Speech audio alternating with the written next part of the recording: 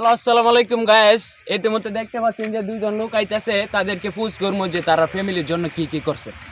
তো ভাইয়া ফ্যামিলির জন্য কি কি কাজ করছেন একটু বলবেন? ভাই ফ্যামিলির কথাটা কয়ে তোমার একজন ফ্যামিলি লাগে আমি যাও উপকার করছি। সোয়ালে উঠছে আমার বাবার কষ্ট হবে দেখে আমি গোয়ালের গুরুড়ি বেচেছি। এই সবুর সামনে এত দয়ালু মানুষ, ইয়ে আর কি কি উপকার করছেন? আমার বাবার ওয়াত নে বিড়ি খাইলছি যে আমার বাহের কষ্ট না হয়, বাহের ক্যান্সার না হয়, বিড়ি সব আমি খাইলাই। এত দয়ালু আপনি?